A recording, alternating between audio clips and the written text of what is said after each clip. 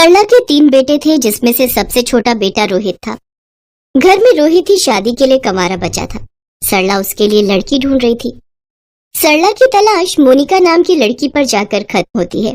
मोनिका दिखने में बेहद खूबसूरत थी, साथ ही दहेज में ढेर सारा सामान भी लाने वाली थी, जिस वजह से सरला मोनिका को बहुत प्यार करती थी। ऐसे ही समय बीतता है।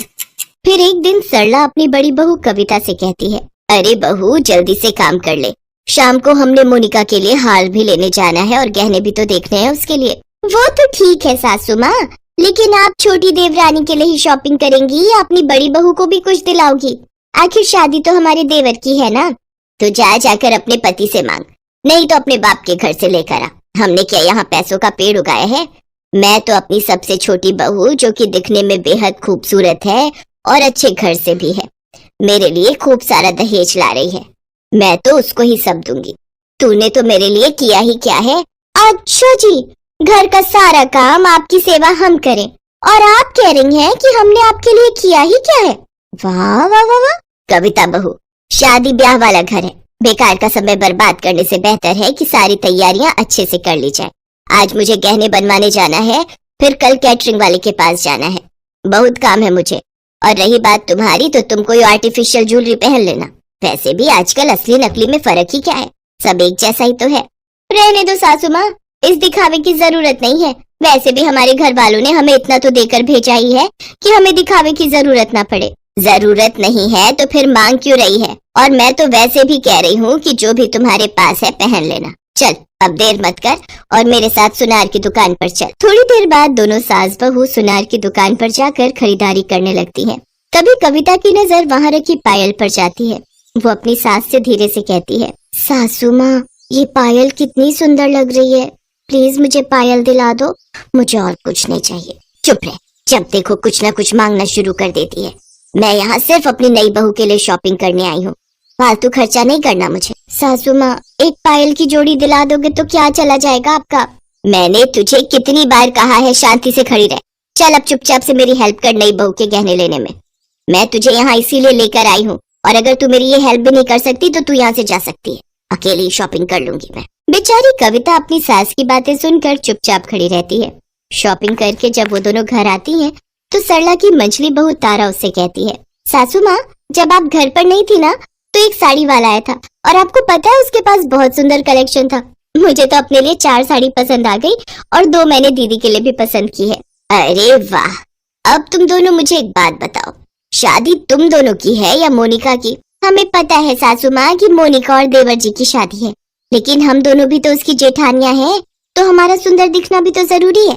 शादी से 2 दिन पहले मैं तुम दोनों को एक एक साड़ी दिलवा दूंगी, लेकिन फिलहाल के लिए मुझे कोई फालतू खर्चा नहीं करना है।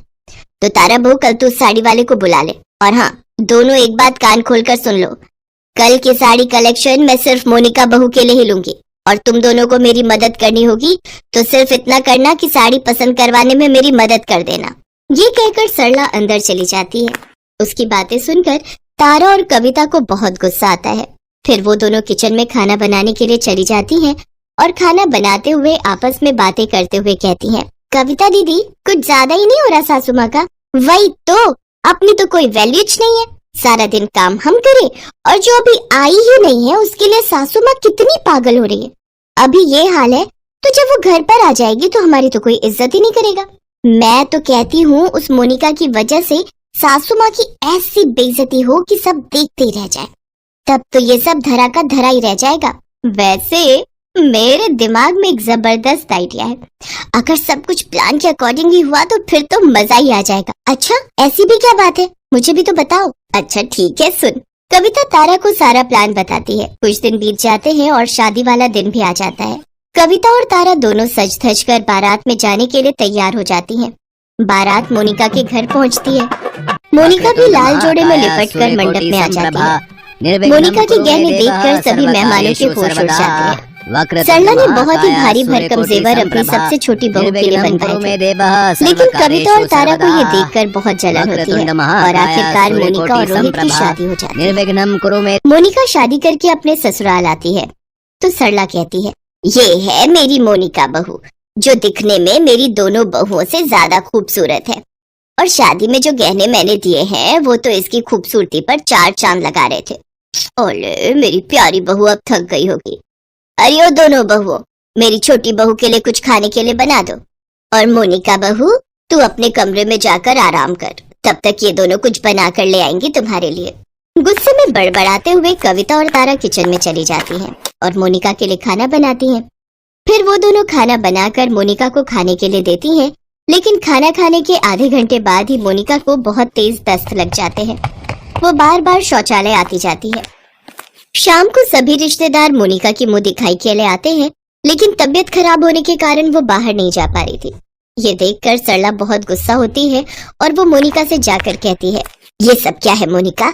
सब रिश्तेदार तेरी मुंह दिखाई के इंतजार में बैठे हैं और तू है कि बाहर आने का नाम ही नहीं ले रही। सासू माँ मुझे माफ कर दो, लेकिन मैं बाहर नहीं आ सकती। लेकिन हुआ क्या है? सासू माँ मेरी तबीयत बिल्कुल भी ठीक नहीं है, मुझे दस्त लग गए और बार बार मुझे हल्का होने के लिए शौचालय जाना पड़ रहा है। उधर कविता और तारा अपने कमरों में बैठकर मोनिका को परेशान होता देख इस बात का आनंद ले रही होती हैं। वो दोनों आपस में मोनिका की हालत को लेकर बातें कर रही होती हैं कि तभी वहाँ सरला आ जाती है और उन दोनों की सारी बातें सुन लेती है। ओह, तो ये सब तुम दोनों का किया धरा है। बेशर्मो, तुम दोनों को जरा भी शर्म नहीं आई ये सब करते हुए? इस मोनिका ने तुम दोनों का क्या बिगाड़ा था? अरे नाराजगी तो मुझसे थी, इसकी सजा मुझे दे देती, लेकिन उस बेचारी के साथ ऐसा क्यों किया? उसने तो कभी तुम दोनों के बारे में कभी कुछ गलत नहीं कहा।